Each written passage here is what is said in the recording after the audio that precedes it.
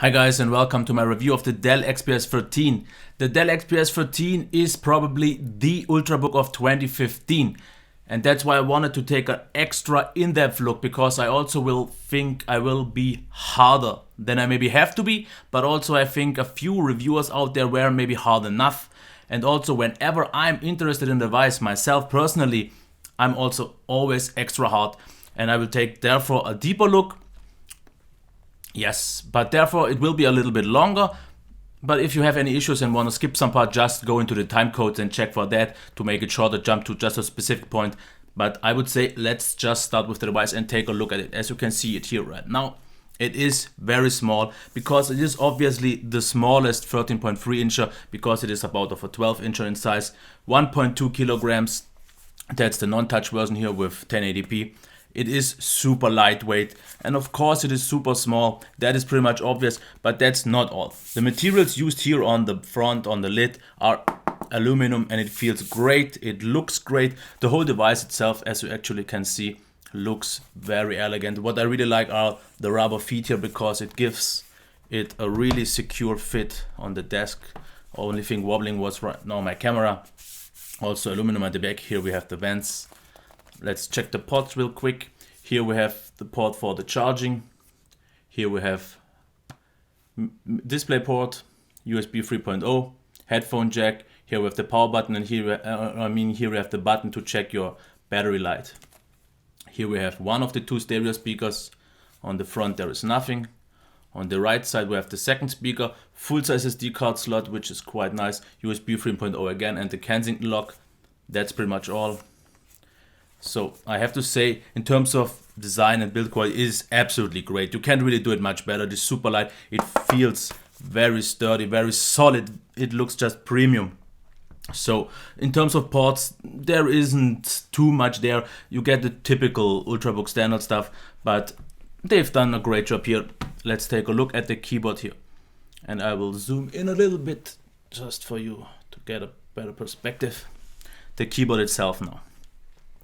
It is, I have to say this, I have to mention this because I noticed it. The keys are a little bit smaller than usually. They are about 1 millimeter more narrow than, for example, on the MacBook Pro, and half a millimeter narrower than this. And as a whole package, if you can see, this whole size. So just real quick. So if you would take this measurement, then it is about, let me check, about 1.7 millimeters less. This shouldn't be an issue for most of the people, and also I don't think you can see it, but it is backlight in 2 steps.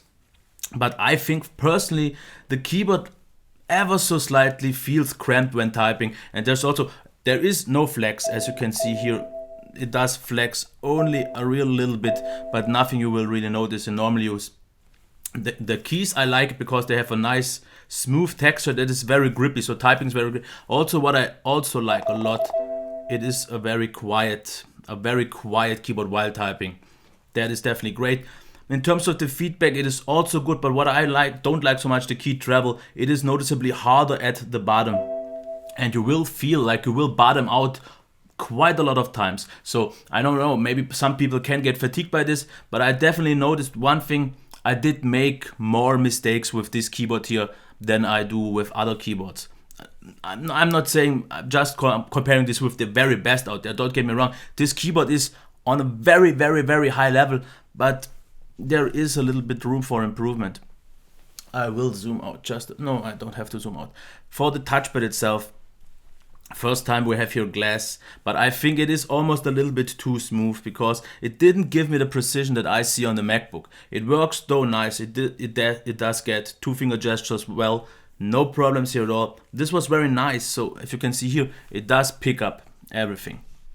That wasn't the issue. But for me the issue was, and I will zoom out now, what I didn't like so much was the scrolling behavior, because I think you had to move too much, and then, as you can see here, the touchpad just feels too small. Usually I do like a small, like this, and the side scrolls. But here in this case, I have to say, I have to always do quite a big flick, and then the keyboard just feels too small, not in terms of width, but here in terms of length. So I had this issue otherwise. And one thing I'm also a little bit disappointed, we don't have any multitasking gestures or so. So this is definitely a little bit disappointing, but you can get over it, but they could have done it better.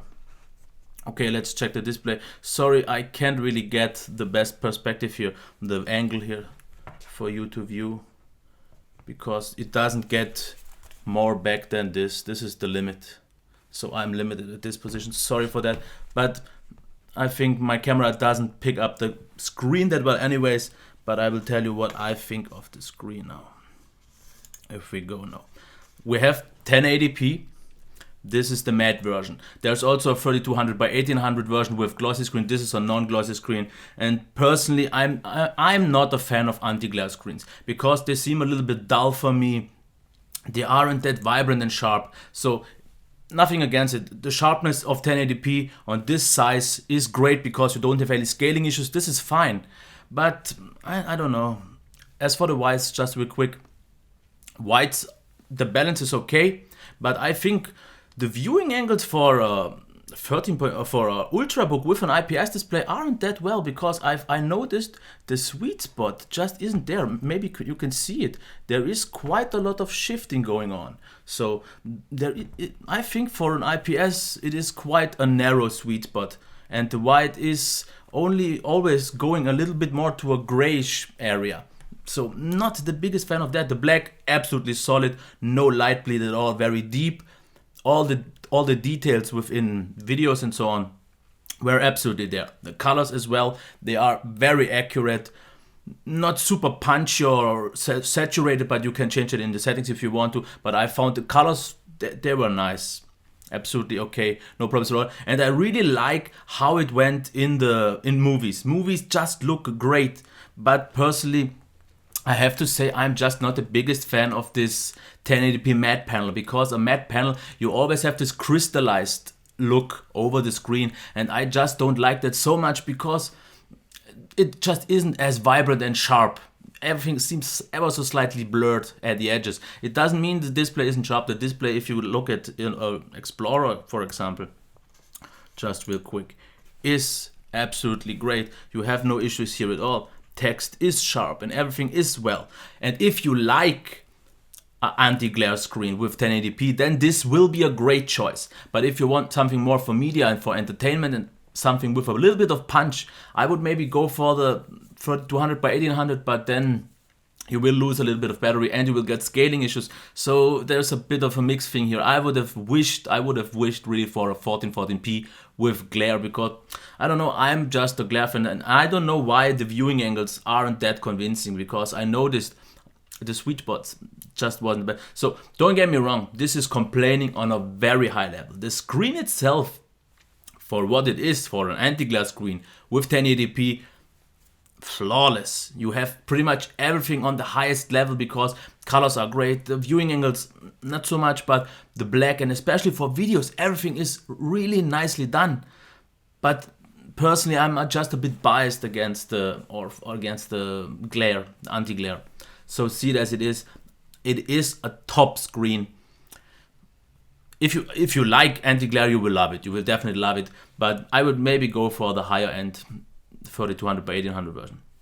Okay, let's check the sound now. The speakers are here at the sides, just real quick. As you can see, they are here once again. So you will get, if you can see it, you will get here a stereo effect. Let's check the sound now.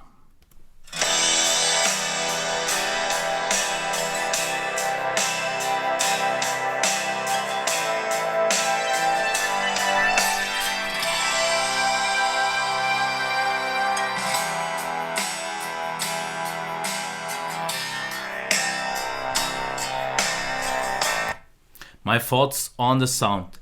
I am in general absolutely happy with the maximum volume. It was nice. Of course I would have wished for a little bit more, but I never felt like it had to be more. It was fine. The tonal balance was also, maybe you did notice it, there was a little bit of bass, not too much. Mids, fine. Really clear highs with almost no distortion, definitely way less than my MacBook, and that was nice to see, because especially if you watch a lot of YouTube videos with not that great sound or people just getting a bit too high pitched, it will distort. But here it was absolutely fine. One thing that wasn't maybe so great, if you listen to very complex music with a lot of instruments, the sound did compress a little bit. But the good thing here is you have max audio, and I would definitely recommend to leave it on all the time. Don't worry, you will definitely, if you adjust it, have a great experience in overall. The one thing, the stereo speakers are side firing, and for me it always sounds like the sound is actually a mono from here, a bit distant away, and I noticed this on a few other Dell that have this kind of speaker position. So I don't have an issue with the sound, but it just sounds a little bit more mono than actually stereo. But in general, the sound is totally fine and still on the very highest, not the very highest level, but on a very high level after all. Okay, let's check the sound now. Let's check the performance. Sorry for that. And I will try to get it in line again. Let's check some specs here. Okay. Here we have the SSD performance. 440 and 260. Okay, the writing speeds could be a bit higher, but 440 and 260 in general use, absolutely fine. Shouldn't be any issues here at all. We have an Intel i5 Broadwell here, so performance in general won't be the issue. And I have to say, this was actually the smoothest Ultrabook I've used so far, the most snappy, the most lightweight feeling one. As you can see, of course, modern UI apps, I don't really have to show it, they run extremely buttery smooth. There's no denying in that. If we go into a PDF right now, as you can see here, you can't really trip it off. You can do it as fast as you want to. It will always be there, always loaded. And that is absolutely great. Browser performance also very convincing, very, very convincing. As you can see here with the mouse, absolutely. It felt really lightweight, the scrolling. And if I do it with the mouse, with the trackpad, you can see it is very, very smooth. No denying here. And not anything to complain, as you can see here.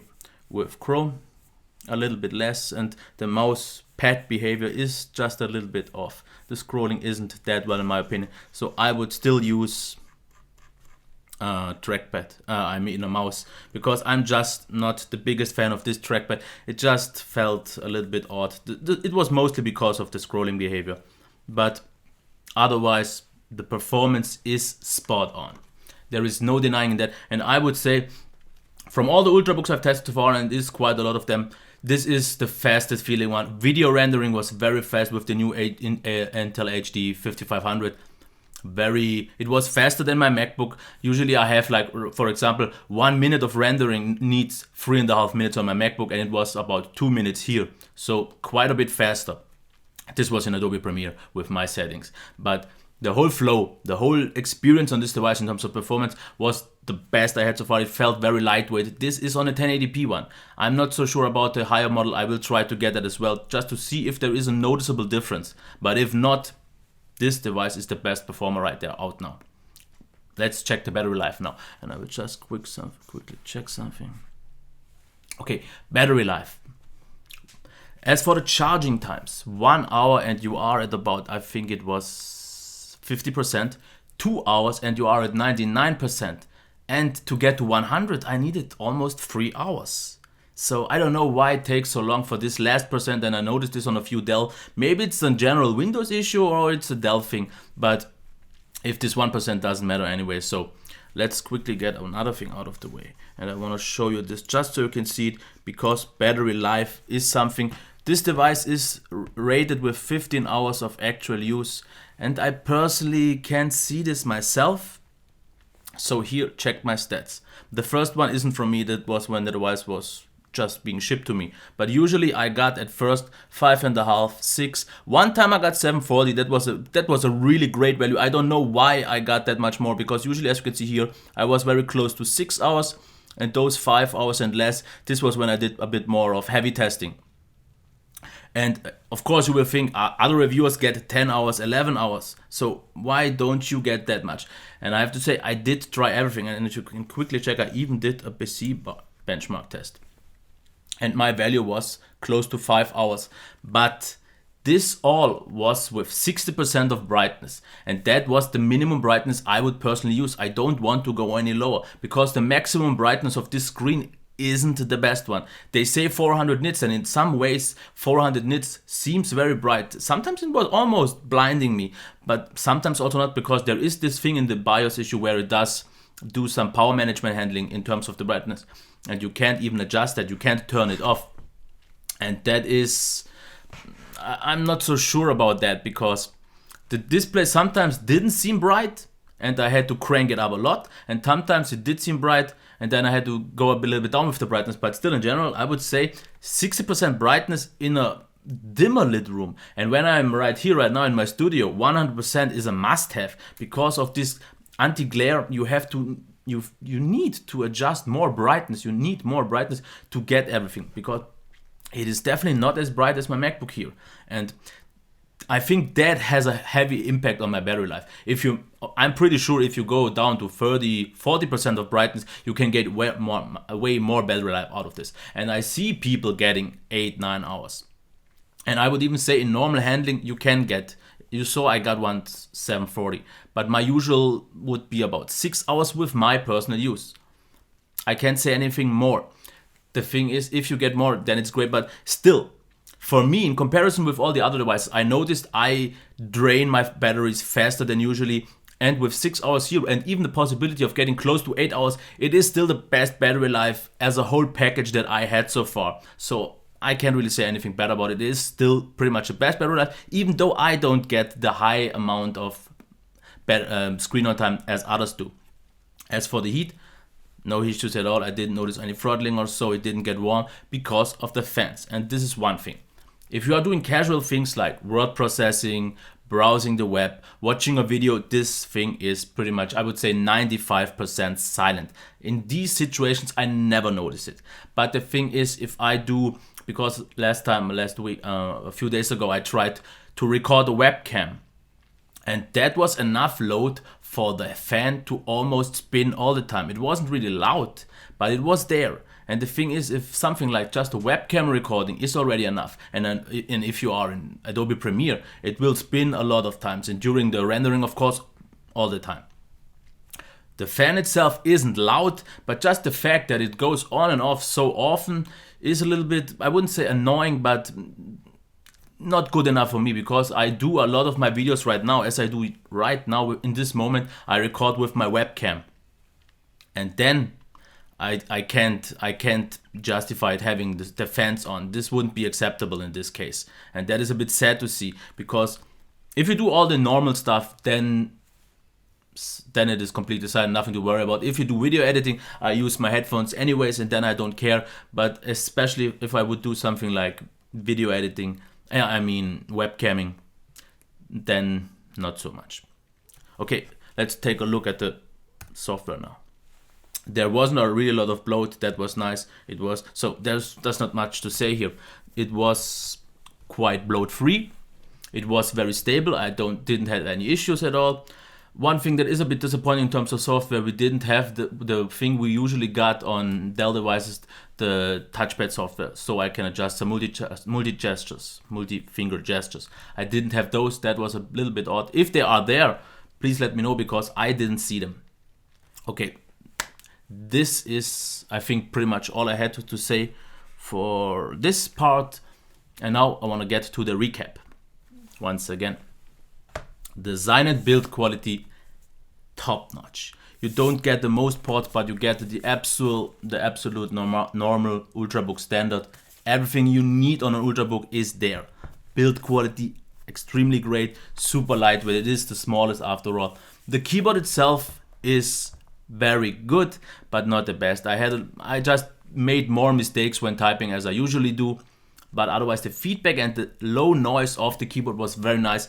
The trackpad is something I don't like at all. The feel was okay. It was a little bit not precise enough. It was a little bit too slippery at times. And also, just real quick, the click. This click sounds extremely cheap. I usually use only tabs without the click, but this for me sounded a little bit cheap. So I'm not the biggest fan of the trackpad, because mostly of the scrolling. I had to scroll way too much, and then it was just too small. Display. Not the biggest fan of a 1080p matte one, but that's a personal thing, that's a personal preference, and I get everyone who likes it. If you are outside, then you will really appreciate non-glare, but then I think also the brightness maybe won't be enough.